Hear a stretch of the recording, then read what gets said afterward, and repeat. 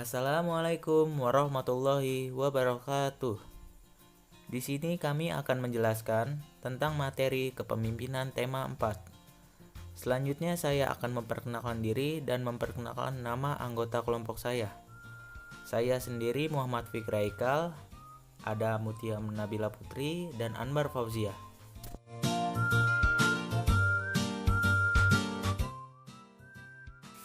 Di sini saya akan menjelaskan tentang prototip kepemimpinan kepala sekolah.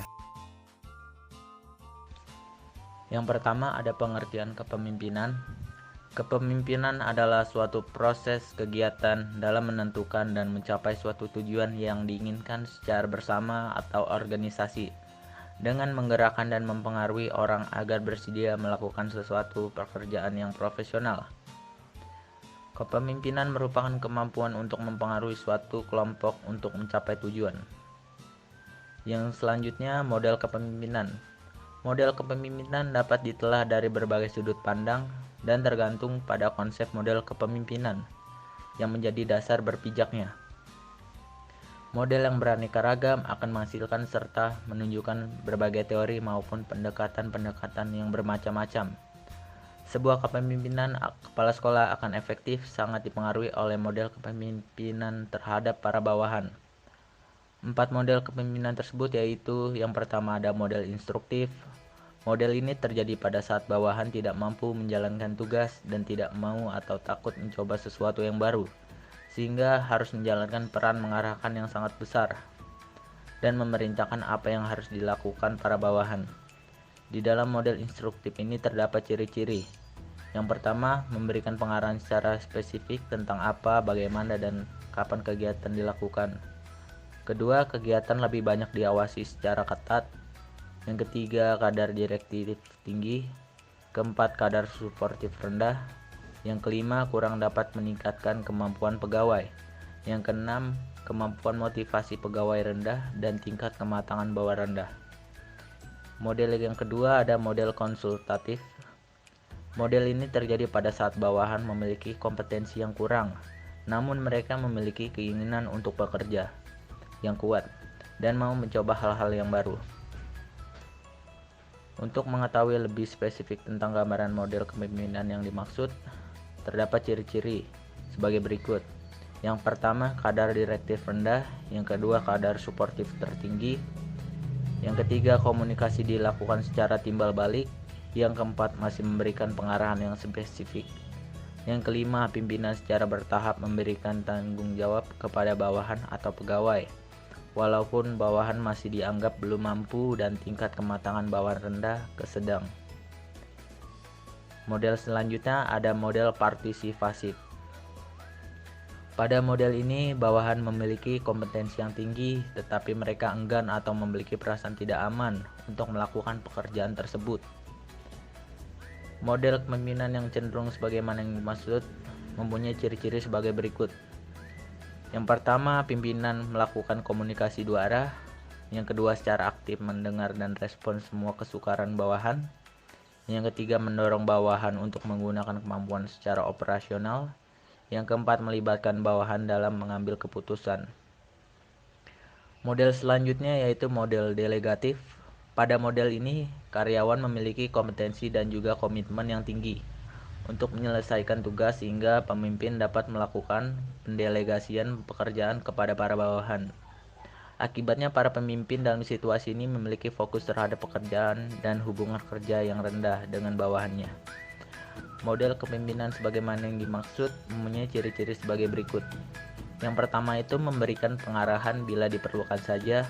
Yang kedua, memberikan support dianggap tidak perlu lagi. Yang ketiga, penyerahan tanggung jawab kepada bawahan untuk mengatasi dan menyelesaikan tugas.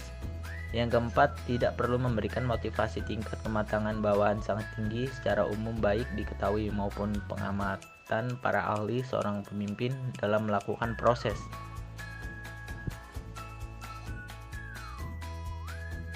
Saya Mutia Nabila Putri. Selanjutnya saya akan menjelaskan tentang keharmonisan kepemimpinan. Apa yang dimaksud dengan keharmonisan? Keharmonisan adalah sebuah situasi yang tercipta saling memahami, saling pengertian dalam mencapai suatu tujuan.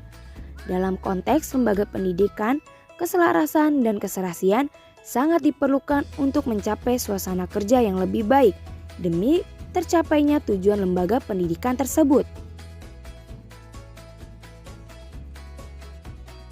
Faktor yang mempengaruhi keharmonisan, yang pertama adanya komitmen, yang kedua adanya harapan-harapan realistis, yang ketiga adanya keluasan, yang keempat adanya komunikasi, yang kelima adanya sidang sengketa dan kompromi, dan yang terakhir adanya kemampuan untuk mengatasi berbagai permasalahan. Saya Anbar Fauziah akan menjelaskan tentang indikator keharmonisan antara kepala sekolah dengan para guru. Untuk dapat mengetahui ciri-ciri atau tanda-tanda suatu hubungan harmonis itu lahir dan senantiasa terpelihara di dalam sekolah, maka menurut Mustafa dapat dilihat pada indikasi-indikasi sebagai berikut. Yang pertama, kehidupan keberagamaan dalam lingkungan sekolah. Jiwa keberagamaan atau ketaatan dan moralitas para guru dalam sebuah lembaga pendidikan dapat menjadi indikasi adanya hubungan harmonis antara kepala sekolah dengan bawahannya. Kepala sekolah yang baik secara idealitas tentu harus menjadi uswah atau teladan bagi bawahannya, baik dalam sikap, tindakan, dan ketaatan dalam melaksanakan ibadah kepada Tuhannya. Yang kedua, pendidikan guru. Selain keharusan bagi seorang leader untuk menjadi patronase atau teladan dalam bersikap dan bertindak, kepala sekolah juga harus memperhatikan dan memberikan semangat kepada para guru untuk selalu belajar. Belajar yang dimaksud tentu dapat dilakukan dengan banyak cara. Salah satu di antaranya, yang utama adalah kepala sekolah mampu memberikan motivasi dan semangat kepada para guru untuk melanjutkan studinya ke jenjang yang lebih tinggi. Hal itu dilakukan sebagai bentuk upaya untuk meningkatkan taraf keilmuan para guru sebagai tenaga pendidik yang terharus berpengetahuan tinggi. Yang ketiga, ada kesehatan guru. Keharmonisan itu akan tetap terjaga apabila kepala sekolah juga memberikan perhatian kepada kondisi fisik atau kesehatan bawahannya. Yang keempat, ada ekonomi guru. Kesejahteraan guru harus menjadi salah satu prioritas utama untuk senantiasa diberikan perhatian, karena hal tersebut berhubungan dengan keberlangsungan kehidupan para guru setiap harinya. Dan yang terakhir, hubungan sosial guru yang harmonis. Dapat dikatakan terjalin keharmonisan apabila kepala sekolah sebagai leader dapat mendorong bawahannya untuk selalu menjalin hubungan sosial yang baik dan luas, baik itu lingkupnya di internal sekolah maupun lintas sekolah.